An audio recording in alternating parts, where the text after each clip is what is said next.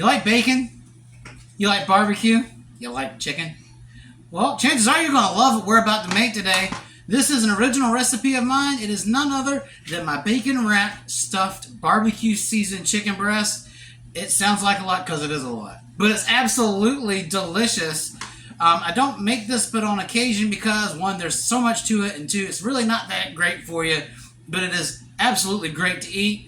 So before we get started with anything chicken, we're going to start prepping our bacon because that's what's going inside our chicken breasts. So what I'm going to have here is about 6 slices of thick cut bacon. Again, you can use whatever kind you like, as long as it's bacon. We're going to chop it up into some thin pieces and fry it off in the pan. Alright, and we've just completed our first step. Our bacon's done. Should look something like this. Let me get that towel out your way. Should look something like this. Nice, beautiful, well-cooked, crispy bacon bits. Anytime that I prepare bacon for a dish and it's part of a dish, I always cut it up and fry it like that. Y'all have seen it before. Alright, now let's talk about chicken. In front of me, I've got 4 boneless, skinless chicken breasts. The reason I'm using 4 is it's going to feed me and my wife twice. Alright, so we're going to do what we always do. We're going to go ahead and start trimming it up. Trim up your bird. And the reason why I'm using this big boy cutting board is because you're going to need space. Now, if you've watched my video on chicken cordon bleu, you already know what's going to happen next because a lot of the process is about the same. And if you have not checked out my video on chicken cordon bleu, I have a link in the description and a card floating around here somewhere so you guys can check it out. So we're going to do the same thing. We're going to butterfly this chicken, and then we're going to beat our meat.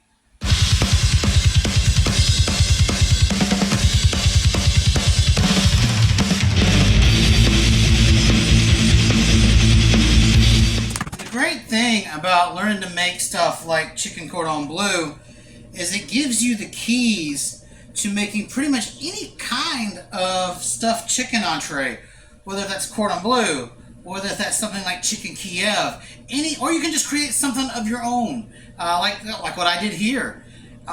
Once you learn how to do stuffed chicken properly, you can kind of take it anywhere with your own ingredients and your own twist. So now what we're going to do is we're going to season both sides of this chicken with some salt and freshly ground pepper. We got to really watch our salt on this recipe because we have bacon going inside the chicken breast, which is salt. And we also have cheese going in it as well too, which is another layer of salt. You do not want to oversalt this, and that is very easy to do in this recipe. And also you got to keep in mind there are other layers of flavor that we still haven't even begun to create. Again, there's a lot of steps to this, but it is absolutely worth it in the long run.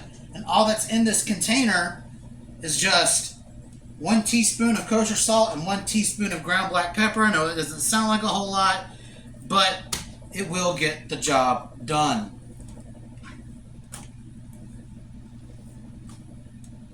In any case, when you're cooking anything, it's just better to start out in smaller quantities and then add to taste. That's really the only foolproof way to know your seasonings until you actually learn the proper proportions and the right amounts for whatever you're cooking. Alright, and now that we've finished seasoning our chicken, we're going to start talking about our batter. And if you notice there's so many cutscenes in this video, or in any of my videos, that's because I wash my hands a lot. I work in food service during the day as well. That's my profession, and I cannot stress enough how critical it is to wash your hands. I'm almost manic with how much I wash my hands while I'm cooking. Alright, so this is going to be your flour part of your batter and breading. It's important to season this as well too. So what I've got here is a 1/4 teaspoon of cayenne pepper, 2 teaspoons garlic powder, 1 teaspoon onion powder, and a teaspoon of each kosher salt and ground black pepper. We want to toss that in. I know what you guys are saying. That doesn't sound very barbecue to me. Don't worry. It's coming, you guys. Mad Chef's already got a plan. Every step has its own flavor. And together it's going to be one cohesive unit. You don't want to overkill any of the components of this, dish in any of its phases, because then it could go from great to not great at all. You don't want to kill someone's palate by over seasoning. All right, now that we're done with the flour part of the breading, it's time to move on to the crispy, crunchy stuff. In this bowl is 2 cups of plain panko. We're going to be seasoning our panko with this. And if you guys are curious as to what that is, it is nothing more than this KC rub from Weber's. I swear by it. You guys can use whatever barbecue seasoning you like. I highly recommend anything Kansas City and anything by Weber. I used to make my own barbecue rub, but once I started buying that, I realized the taste is identical, and that is 1 cup of Weber's rub to 2 cups of plain panko. Alright, and now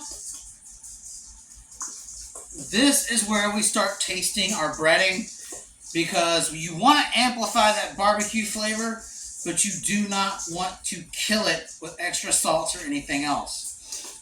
Because you got to keep in mind, this KC rub has large pieces of flaky salt. So it's already got a lot of your flavor components there. So all I'm going to do is I'm going to just try a quick peck of this.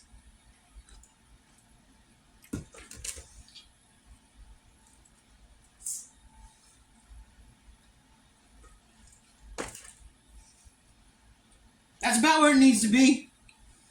That's why you got to use a cup of it.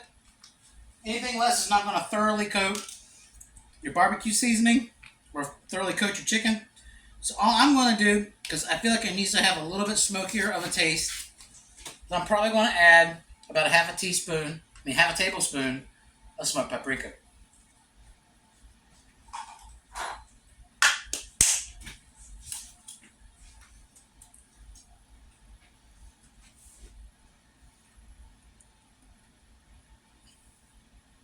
And that's all it needs. If you have a good rub, and you have enough of a good rub, then you're really not going to need to do a whole lot. And don't be worried if your crumbs taste undersalted. You got to remember, you've got salt on your chicken, you've got salt in your breading, and you've got salt coming from the bacon and cheese. Plus, we're going to be wrapping it in bacon after it's breaded, so you're going to have plenty of salt, which is why it's smart to use less in the beginning phase. All right, now what we're going to do is we're going to start assembling this.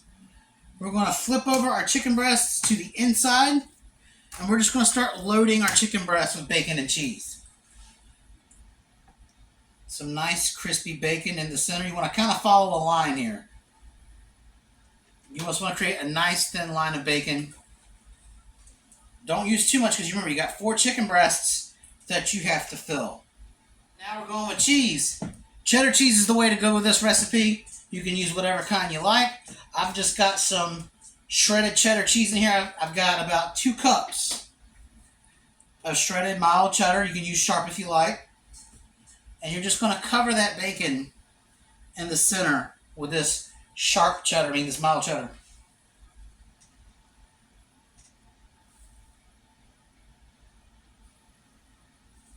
There we go. Don't be alarmed. You still got plenty left. That's going to be used later, so stay tuned. Again, there's so many layers to this, it's almost like an onion. All right, again, if you guys have watched and paid attention to my chicken cordon bleu recipe, you know what's about to happen next. We're going to take our sides, fold it in, and we're going to make a roll.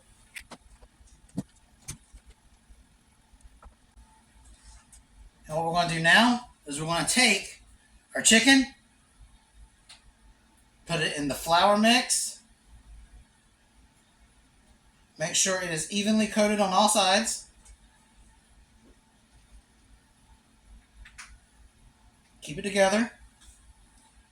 Dunk it in your egg wash, which is nothing more than 3 beaten eggs and a splash of water. And then we're going to press this into our barbecue seasoned panko. And repeat this until you have fully and completely covered all your chicken breasts. Now that our chicken rolls are completely breaded, we're going to start adding our final element, and that is wrapping it in bacon. I shoot for having 1 piece of bacon per chicken roll. I'll just start at the top, weave it underneath, and get it back under. So it looks something like this.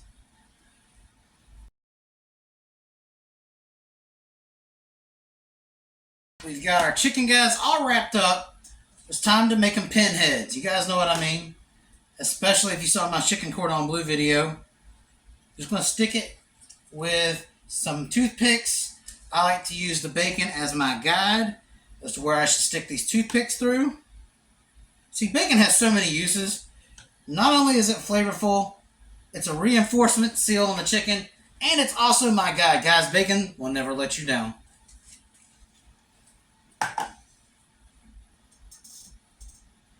Now these two toothpicks are going to work on pretty much all these pieces of chicken, but this last one is unusually large.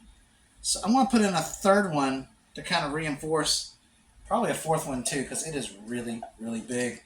And guys, if you have really big chicken breasts, they're probably implants. No, it's always better to use more toothpicks than not. So that way, the last thing you want is whenever you're cooking your chicken is for everything to fall out in the pan. And speaking of pan, that's where we're headed next. All right, so we've got our pan nice and hot. I got some olive oil coating the bottom. And we're just going to start searing these chicken rolls on all sides.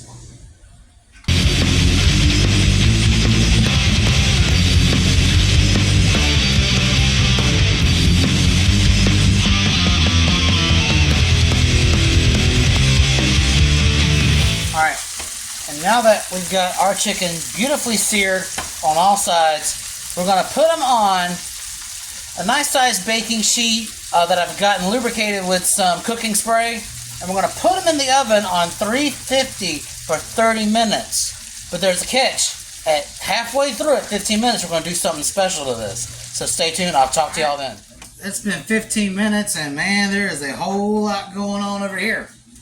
So what we're going to do now is take whatever barbecue sauce you like best. This here, and I know you guys are tired of hearing me talk about it, is my signature homemade barbecue sauce. I swear, guys, whenever I run through this batch, I will show you guys how to make my standard barbecue sauce. It's a Kansas City. It's a play on it. And once you try it, you're probably never going to go back to a bottle of barbecue sauce, I swear. Because I haven't, and I made this recipe for the first time 5 years ago, and I have not bought barbecue sauce since. I've just been sticking it out with this. You guys can use whatever you like.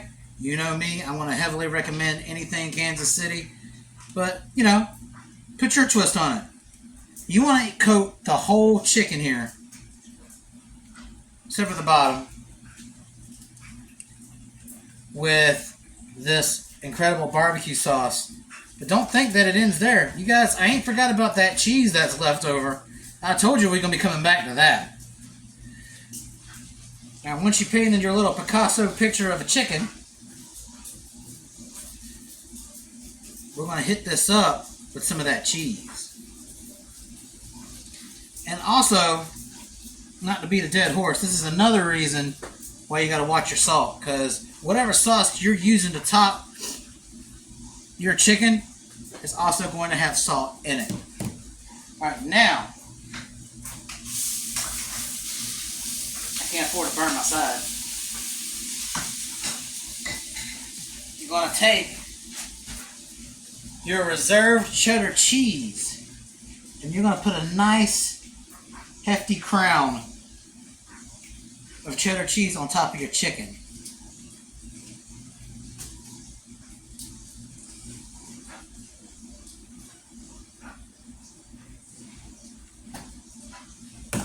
And then, don't think it's done. Y'all know my cooking by now. We're going to top this bad boy with some parsley.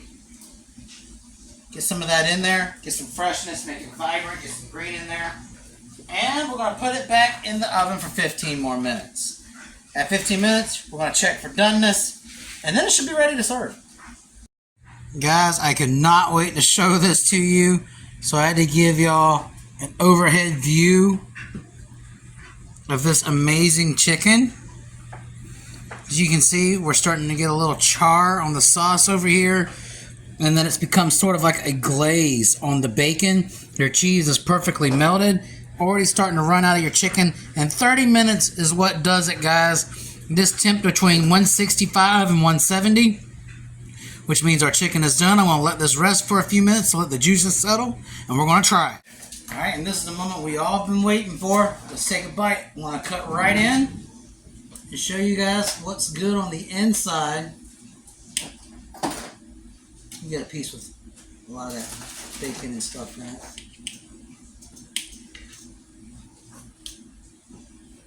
Bring it closer to you.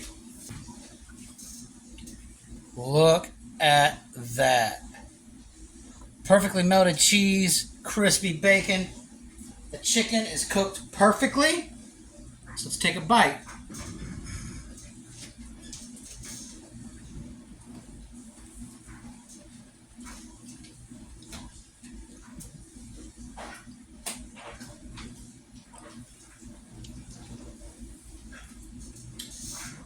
And that's gold. Oh my God. You guys need to make this. If you haven't experienced the flavor of bacon and barbecue together, where have you been? There's cheese. The crust is still crispy. The sear took care of everything like that. The chicken is moist, delicious. You're not going to find this in any restaurant. At least I've never seen this in any restaurant. So become the best restaurant on your block and make this. Serve it to your friends. Serve it to your family. This cannot be beat. Guys, get in the kitchen and make this. You need to try it. Until next time, Matt Chef is out.